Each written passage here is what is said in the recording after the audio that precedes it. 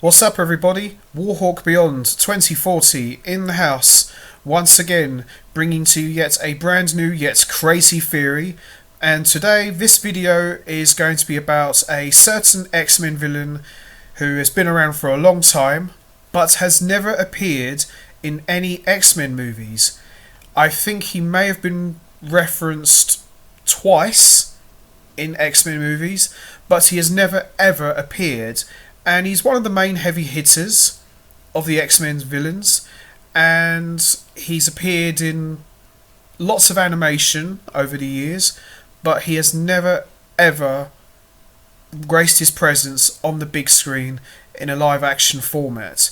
So before we get to the gentleman that I'm talking about, we're just going to have a little history lesson about the X-Men villains. It's no secret that the X-Men has some of the best villains in comic book history. Magneto comes to mind. He was the first X-Men villain back in 1963, and he's been the most consistent of the villains. He's been a villain, he's been kind of an anti-hero, he's been everything that you want him to be and needed to be. And all due respect to Magneto, he's been done to death, I think. Nothing against him, but been there, done that, got the t-shirt, and yes, burned it. And also, let's not forget, we've also had Juggernaut appear in one movie. Yeah, I try not to remember that one. That one was laughable, but for all the wrong reasons. Anyway, moving along, we've had Emma Frost, who appeared in X-Men First Class. Good villain, nothing wrong with her. We've also had the Hellfire Club, led by Sebastian Shaw. They were pretty decent villains. And of course we've had the Sentinels, who we all know are one of the big main heavy hitters of the X-Men history. Been around since 1965, I think, so they've been around for like forever. And of course we've had Dark Phoenix, although I wouldn't really put the Dark Phoenix as a villain, so to speak. I would say she's more out of control, misguided and confused, but be that as it may. And of course, last but not least, we've had Apocalypse, who probably to many people, and myself included, I would probably say he's like the dark side of the X-Men, like DC's dark side, so to speak. He appeared in X-Men Apocalypse.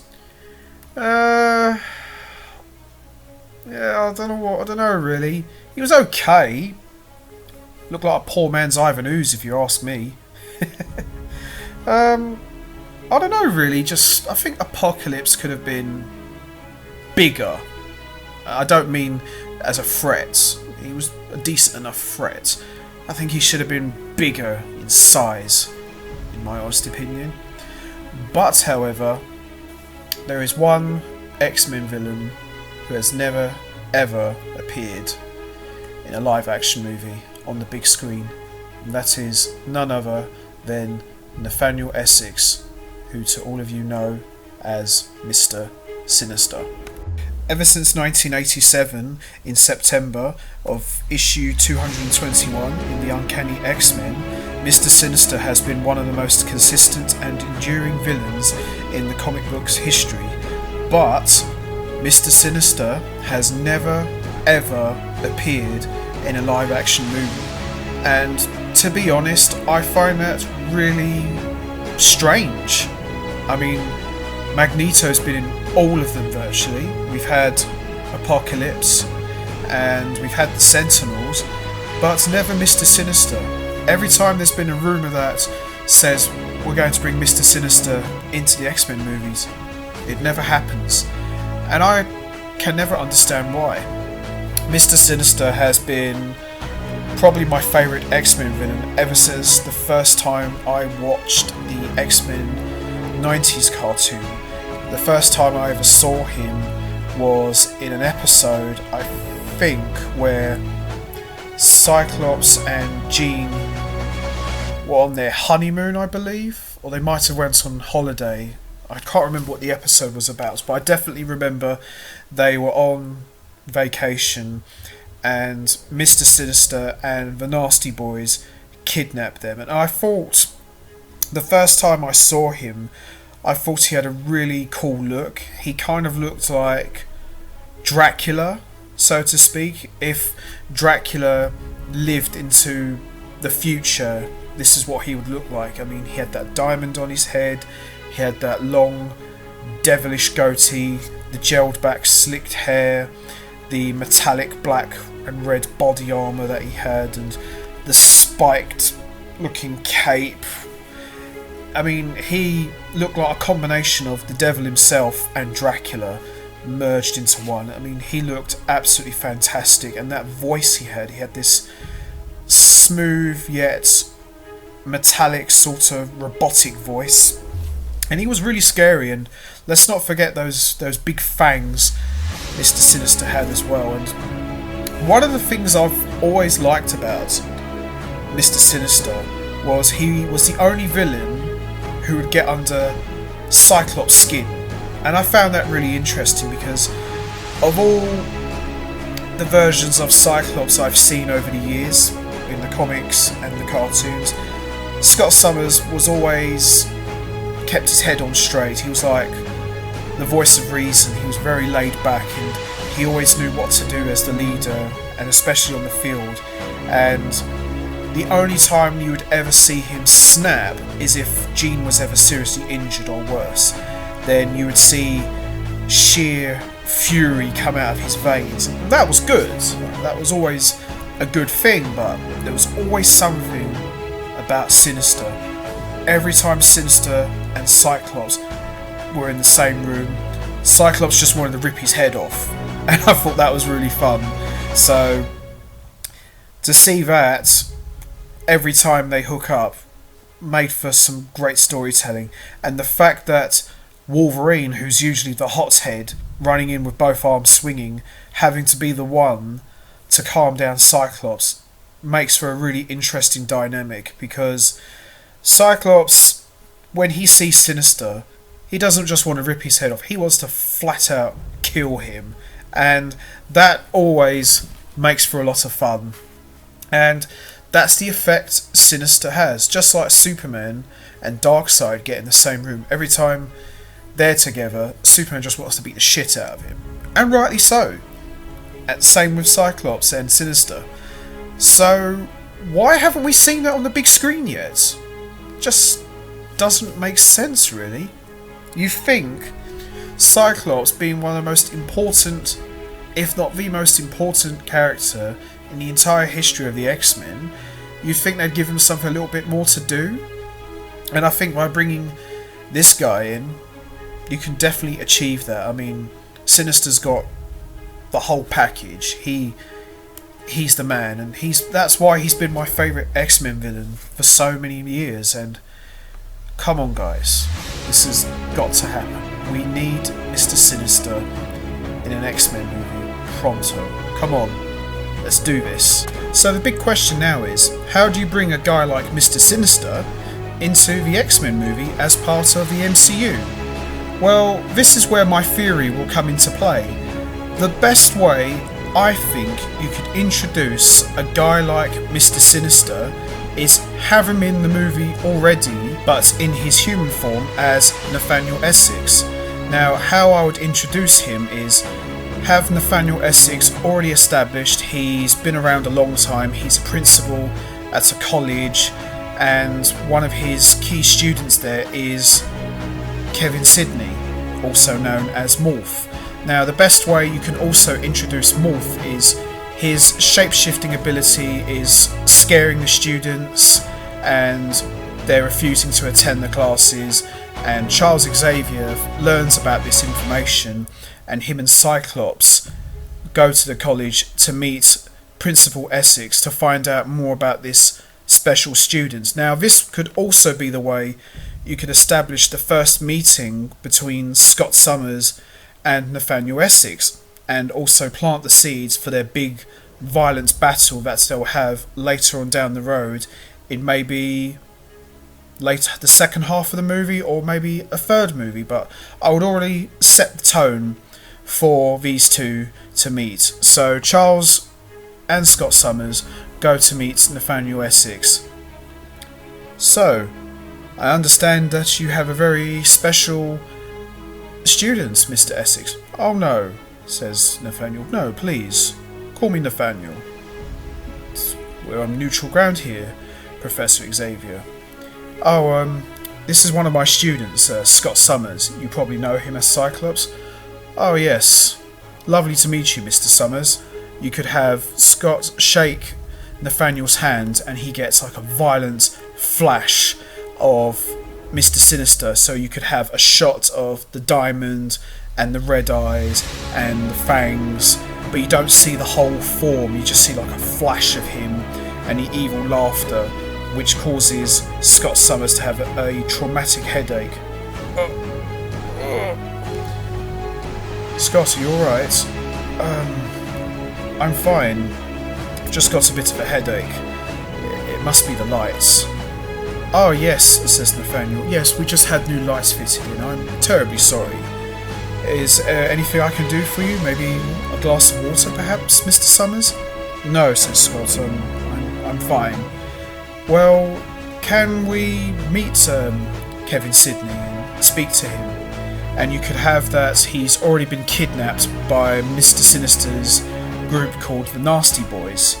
And Nathaniel obviously lies and says, well, Kevin has not attended college for several weeks now. He's not been feeling well.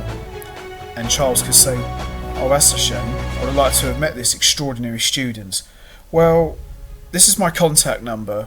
If he ever turns up, please get him to contact me. I wish to meet him face to face. I've never seen such an extraordinary student like him.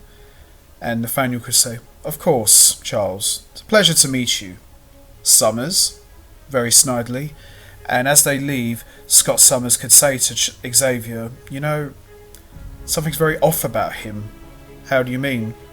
Well, I shook his hand and I got these violent flashes. Alright. Of what?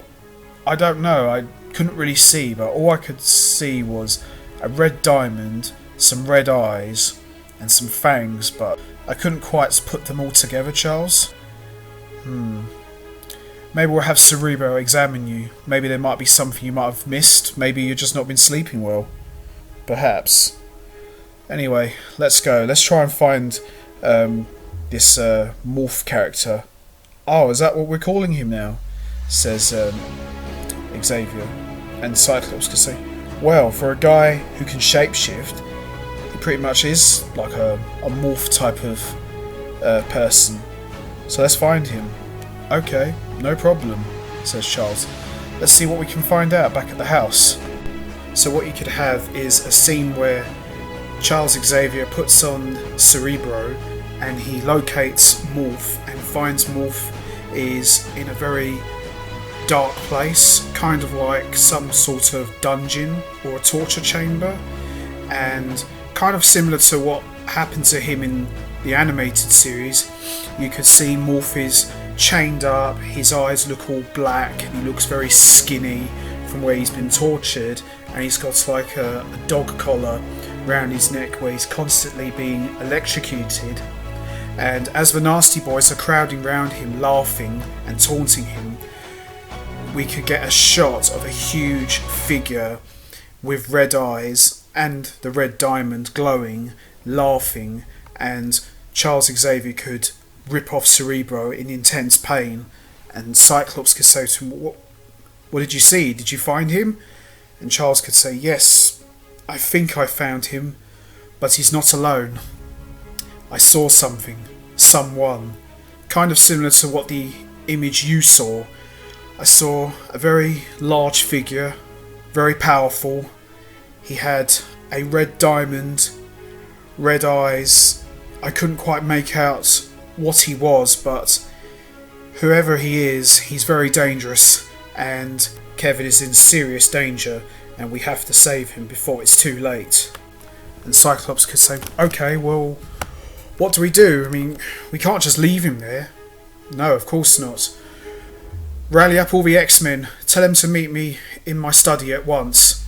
So, all the X-Men gather at Charles' study.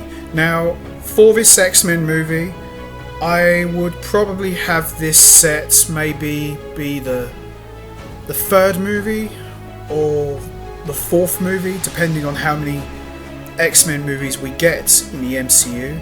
So by this point, we've already got Wolverine, we've got Gambit, we've got Jubilee, we've got Storm, we've got all the guys, all the famous characters from the 90s cartoon. So they've already joined the team, so we may have seen these guys join the X-Men maybe a couple films before. So Charles Xavier gives them a talk and says to them, whoever this figure is, he's very dangerous. Just like what Scott saw in his vision, and just like I saw with Cerebro, he's very, very dangerous, and he's not like any mutant I've ever seen before. And Scott Summers could say to Charles, you know, I've got this feeling that Nathaniel Essex, he's somehow connected to him. And all the X-Men could look at him and say, why would you think that? The principal?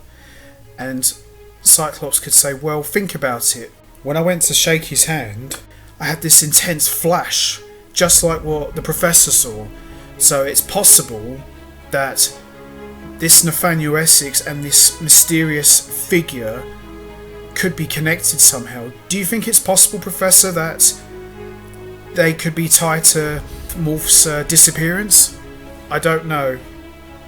But I'm going to give you some coordinates. Find Kevin at once. If we find him, we'll find this powerful figure. And be careful. And good luck. I feel that all of you are going to need it. And one more thing, Cyclops. The coordinates I've given you lead you to Muir Island. It's in a remote area. I will not be able to contact you and all communication will be cut off. So I advise all of you to be extra careful. Wolverine can step in. Don't worry, Professor. We've got it covered. We won't let anything happen. I promise. Suddenly a voice speaks from the shadows. Well, if you're going to Muir Island, then you're going to be needing my help, Charles. And out of the shadows, steps out is Magneto. What are you doing here? Wolverine could say. We don't want your help. You're not welcome here. Wolverine, stand down, says Xavier. Let's hear him out. And Cyclops could also step in by saying, Professor, with all due respect, have you forgotten? The last time we saw Magneto, he nearly killed us all with the Sentinels. I don't see why we have to listen to anything he has to say. And Magneto could say, look, I understand the last time we saw each other, we didn't exactly see eye to eye, but I come here in peace as an ally, not enemy. And plus, if you're going to Muir Island, you'll be needing my help. Whoever has held Kevin hostage, I believe with our combined powers, we may even stand a better chance of actually winning this fight. Would you or would you not agree, Charles? As much as it pains me to say this, X-Men, Eric has a point. We do actually need his help. And Gambit could say, Professor, come on. This man can't be trusted. Like Cyclops said, he tried to kill us all last time. How do we know he ain't gonna turn on us? Wolverine could say, yeah, I agree. Let's just slice the bub right now. Look, I don't like it any more than any of you, says Charles. But we need Magneto's help, and we need all the help we can get. Besides, we have no idea what we're walking into. And if that is the case, then I'll be going as well. Cyclops could say, Professor, I don't think it's a good idea. You even said so yourself. This island is dangerous. We don't know what we're walking into. I know, but I believe that if I could get through to Morph, then I could convince him to come back with us of his own free will. Just give me a chance, Cyclops. I know we can do this together. Alright, we're all going together. But remember, Eric, we've got our eye on you. Any wrong moves, you're out of here. Got it? Magneto could say, Of course, I understand. Be just like old times, hey Charles? Don't push it, Eric. Like everyone says, I haven't forgotten either. Then what's we waiting for? Let's go. So as they land on the island, they come to a sinister, no pun intended, looking castle, and they see Kevin shacked up in chains.